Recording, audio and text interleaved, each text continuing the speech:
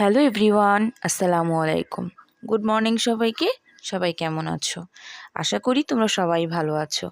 আর তোমাদের দোয়া এবং ভালোবাসায় আমিও আলহামদুলিল্লাহ খুব ভালো আছি। সকাল এখন প্রায় 8টা। ঘুম থেকে তো উঠেছি সেই কখনই, তবে অন্যান্য কাজ করতে করতে এবং চা খাওয়া দাওয়া করতে করতে একটু লেট হয়ে গেছে। চা খাওয়া দাওয়ার পরপরই আজকে শুরু করে দিয়েছি অন্যান্য কাজ, মানে আজকে ঘরের কিছু এক্সট্রা কাজ করব। এটা হচ্ছে আমার রান্নাঘর, আর ওটা ছিল আমার শোবার ঘর, মানে আমাদের থাকার ঘর আর কি। আমরা তো মধ্যবিত্ত মানুষ, আমাদের এত রুম টুম নেই বাবা, ছোট একটা রুম আছে, সেই রুমেই আমাদের থাকা। এক রুমেই থাকা, এক রুমেই খাওয়া দাওয়া, সব কিছু আমাদের এক রুমেই হয়। হ্যাঁ, তবে আরেকটাই যে একটা ছোট্ট রুম, এই রুমটার মধ্যেও কিছু না কিছু জিনিস রাখি, আবার রান্না বান্নাও করি, আবার মাঝে মাঝে থাকিও প্রয়োজন পড়লে। তবে আজকে এই রুমটাকে একটু পরিষ্কার করব এবং দুইটা জিনিস এই ঘর থেকে ওই ঘরে নিব এবং ওই ঘর থেকে এই ঘরে আনবো। এই যে খানাডুলিটা, এটা আমার থাকার রুমে, এই খানাডুলিটা নিব আমি আমার রান্নাঘরে, মানে ছোট রুমে। আর ছোট রুম থেকে ছোট্ট একটা র্যাক, সেটা আনবো আমি আমার থাকার ঘরে। আশা করি তোমরা বুঝতে পারছো, তবে পুরো ভিডিওটা দেখলে আরও বুঝতে পারবা। তো যেহেতু আমি এই খানাডুলিটা নিব ওই ঘরে, তো এটাকে আমার ক্লিন করতে হবে।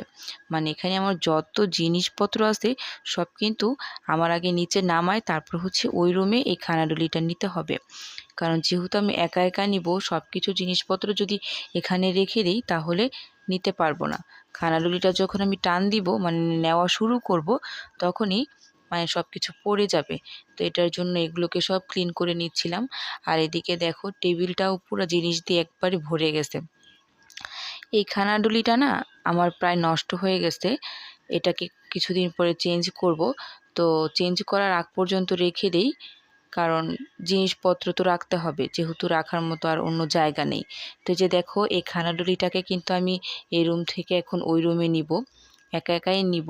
আমি এমনিতে ভালোই কাজকর্ম করতে পারি, মানে কারো সাহায্য ছাড়াই করতে পারি, তবে এখন ওইভাবে সময়ও পাই না, আবার কেমন জানি একটু অসুস্থ অসুস্থ লাগে, তো এটার জন্য আর তেমন কাজ করতে পারি না।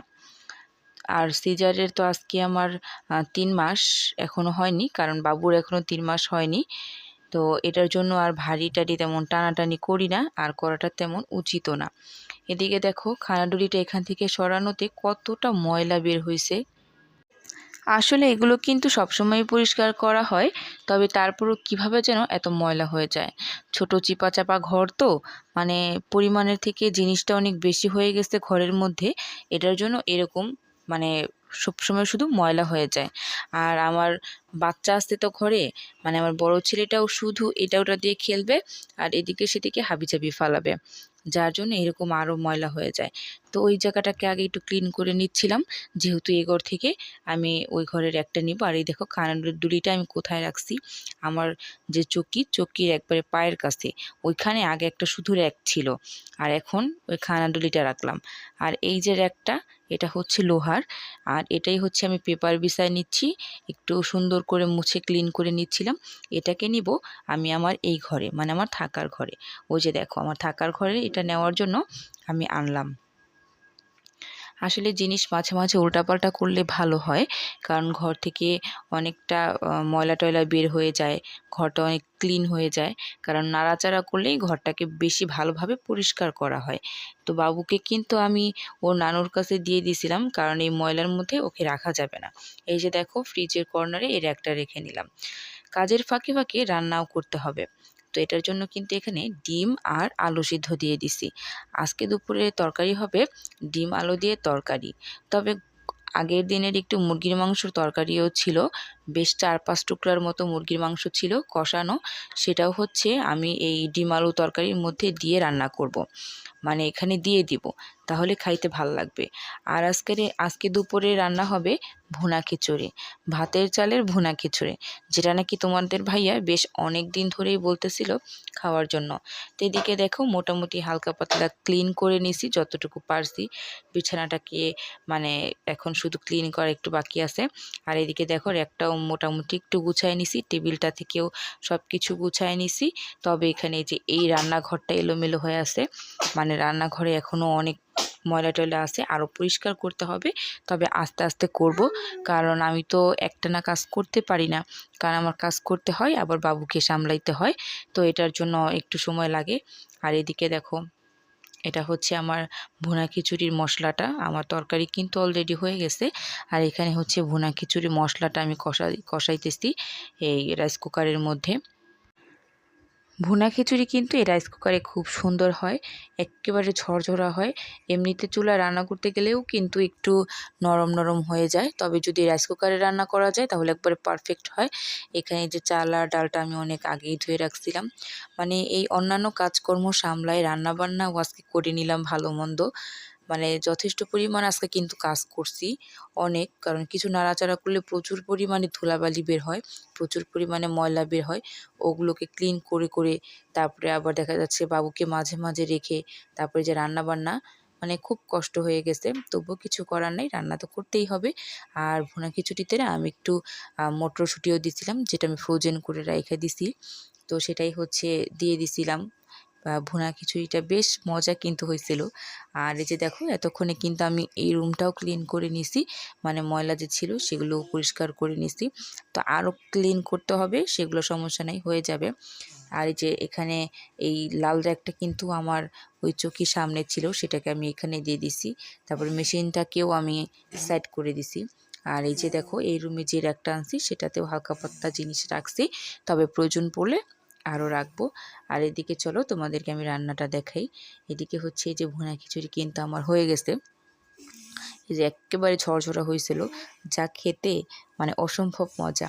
তো আজকে তো আমার কাজ করে আমার গোসল টোসল করতে করতে আরও লেট হয়ে যাবে, তো এদিকে পুচকুকে তো গোসল করাই দিছিলাম, তারপরে ও বলতেছিল যে না আমার খুব ক্ষুধা লাগছে আম্মু আমাকে খাইতে দাও, কিন্তু ও তো আর এক হাতে খাইতে পারবে না, তো আমার খাওয়াই দিতে হবে।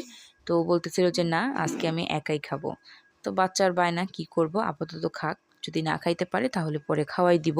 তো ওকে হচ্ছে দিয়ে দিচ্ছিলাম, ওকে আমি দিচ্ছিলাম আর ও বলতেছিল আরও দাও আরও দাও এরকম।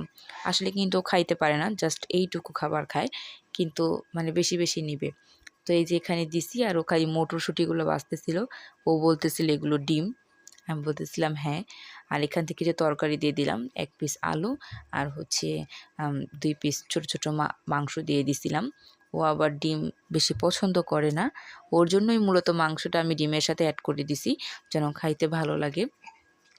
তো এদিকে নিজের হাতে আজকে খাইতেছিল, আসলে বাচ্চাদের নিজের হাতে খাতে মানে নিজের হাতে ওদের খাইতে দেওয়া উচিত, অভ্যাস করা উচিত। এমনিতে ছোটোবেলা থেকে ওকে সবসময় খাওয়াই দিছি, শুধু ও একা হাতে খাইতে পারে না বলে, মানে একা হাতে কি করে খাবার একটু খায় আর রাইখা দেয়, আর বাকি খাবারগুলো খায় না। আর যদি আমি খাওয়াই দিই তাহলে দেখা যাচ্ছে খাওয়াই দেই তো মানে মোটামুটি খায়। তো এদিকে দুপুরবেলা আমি গোসল টোসল করে এই যে চলে আসলাম, আজকে একটা নতুন ড্রেস পরছি, মানে আলমারি থেকে ভাবলাম ড্রেসটা আজকে পরি, এটা আগের একটা ড্রেস, কিছুদিন মানে ভালো দিনই হয়েছে, তবে এই ড্রেসটা পরার কিছুক্ষণ পরে না আমার প্রচুর গরম গরম লাগতেছিল, তো এটার জন্য ভাবছি আবার খুলে ফেলবো। অনেকটা কাজ করছি তো ক্ষুধাও পেয়ে গেছে অনেক, তাই ভাবলাম যে না আগে খাবারটা খেয়ে নিই, তারপর ড্রেসটা আবার চেঞ্জ করে দিব, কারণ এটা না মানে গরম, একটু গরম গরম লাগতেছে আমার কাছে কেন যেন, নতুন ড্রেস এটার জন্য বোধ হয়। তো ভাবলাম যে খেয়ে নিই, এই যে দেখো এখানে বেড়ে নিচ্ছিলাম, আর তোমাদের ভাইয়াকে রেখেই কিন্তু আমি আগে খাবার খেয়ে নিই, কারণ আমার প্রচুর পরিমাণে ক্ষুধা লাগে, আবার টাইমও মেলে না, কারণ ছোটো বাবু তো, দেখা যাচ্ছে তোমাদের ভাইয়াকে দিলে আমি খাইতে পারি না, আবার আমি খাইলে তোমাদের ভাইয়া খাইতে পারে না, মানে এখন আমাদের খাওয়া দাওয়াটা একটু চেঞ্জ হয়ে গেছে, আলাদা আলাদা খাইতে হয়, কারণ একজন বাবুকে রাখতে হয় আর একজন হচ্ছে খাইতে হয়, তো এটার জন্য। আর এদিকে দেখো আমি কিন্তু ড্রেসটা চেঞ্জ করে নিছি, আমার এই ড্রেসই কিন্তু আরাম। তো তারপরে এই যে এখানে তোমাদের ভাইয়া এখন চলে আসছে, সে খাবে, আর সে সবসময় খাটে বসে খাইতে পছন্দ করে, তো এটার জন্য তাকে খাটেই দিয়ে দিলাম। আর ওদিকে বড় পুচকুটা হচ্ছে ঘুমায় গেছিলো, এখন বিকেল প্রায় 4টার মতো বাজে, তো এতক্ষণে সে ঘুমায় গেছে। আর ছোটোটাকে আমার এক ভাস্তি নিছিল, কোলে নিয়ে ওকে হাঁটতেছে, আর এই ফাঁকে তোমাদের ভাইয়াকে আমি খাবার দিয়ে দিতেছিলাম। এখানে হচ্ছে যে খাটে একে একে আয়না দিতেছি, সে শান্তি মতো বসে খাবে। এমনিতে সময় না তোমাদের ভাইয়া আমাকে ছেড়ে কখনো খাইতে চায় না, মানে আমি যখন খাবো তখনই সে খাবে, মানে এটা সব সময়ের ব্যাপার আমাদের, আমরা কখনো আলাদা খাবার খাই না। তবে এখন একটু অনিয়ম হয়ে গেছে ছোট বাবু হওয়ার কারণে। আর এদিকে দেখো তোমাদের ভাইয়াকে খাবার দিয়ে আমি আগে চাটা খাইয়ে নিব, কারণ এখন প্রায় 4:30টার মতো, মানে 4টা 4:30 এরকমই বাজে। তো সকালে না আজকে 2টা রুটি আনা হয়েছিল বাটার বন, তবে আর খাওয়া হয় নাই। তো একটু শক্ত হয়ে গেছে, তো ভাবলাম যে চায়ের সাথে আমি একটু খেয়ে নিই, কারণ আমার ক্ষুধা পেয়ে গেছে। তো এখানে বসে না আমি চায়ের সাথে খেয়ে নিচ্ছিলাম, আর তোমাদের ভাইয়া ওদিকে বসে হচ্ছে ইয়া করতেছিল, মানে খাবার খাইতেছিল, খিচুড়ি খাইতেছিল, আর আমি এদিকে বসে চাটা খাইতেছিলাম। এই বিকেলে 4টা 4:30 বাজলেই আমার একটা চায়ের মানে ভাব ভাব লাগে যে কখন চা খাবো। এই টাইমেও খাই, আবার সন্ধ্যার পরে 6:30 7টার দিকেও একবার খাই। মানে আমাকে এক কথায় তোমরা চাখোর বলতে পারো। মানে চা ছাড়া আমার চলে না, চা 4-5 বারও যদি খাই তাও আমার খারাপ লাগবে না। তো এই যে দেখো, তারপরে এটা হচ্ছে রাত প্রায় তোমার কয়টা হবে, 8:30 9টার মতো বাজে। তো তখন আজকে বাবুকে আমি খাওয়া দিতেছিলাম। মানে এমনিতে সময় তো ও কে 7টার দিকে খাওয়াই, কিন্তু আজকে একটু রাত করে ওকে আমি খাওয়া দিতেছিলাম, কারণ দুপুরে তেমন ভালো খাওয়া হয়নি। আর এদিকে দেখো ছোট পুচকুকে নিয়ে আমি একটু হাঁটতেছি। এখন মনে হয় 9:30 10টার মতো বাজে, ওকে একটু ঘুম পাড়ানোর জন্য, কারণ এখন ওকে যদি ঘুম পাড়ায় দিই তাহলে ও আর এখন উঠবে না। তো এটার জন্য ওকে এখন ঘুম পাড়ায় দিতেছি আর একটু হাঁটতেছি। ওকে নিয়ে যদি সামান্য একটু হাঁটি তাহলেই ও ঘুমায় যায়, যখন ওর ঘুম আসে আর কি। তো এটার জন্য একটু হাঁটি, ওর মনটাও ভালো হবে, আর ও ঘুমও আইসা যাবে। ওকে ঘুম পাড়ায় দিয়া তারপর হচ্ছে আমরা খাবো, কারণ ও জাগা মানে যখন জেগে থাকে তখন খাইতে গেলে অস্বস্তি লাগে, কারণ ও যে একটু কান্নাকাটি করে, একটু ইয়া করে, তো তোমাদের ভাইয়া ওইভাবে খাইতে চায় না, আর আমার সাথেও খাইতে হবে তার। তো এটার জন্য বলে যে না, ওকে ঘুম পাড়াও, একসাথেই দুজনে খাবো। তো এটার জন্য যে ঘুম পাড়ায় নিয়ে তারপরে খাইতে বসবো। তো আজকে ব্লগটা কিন্তু আমার এই পর্যন্তই ছিল। তো তোমরা অবশ্যই কিন্তু কমেন্টস করে জানাবা যে কেমন লাগলো। আর তোমরা যারা সবসময় আমার ভিডিওগুলো দেখো, তোমাদের সবাইকে কিন্তু অনেক অনেক ভালোবাসা, আর বড়দেরকে অনেক অনেক শ্রদ্ধা। তো আল্লাহ হাফিজ, টাটা।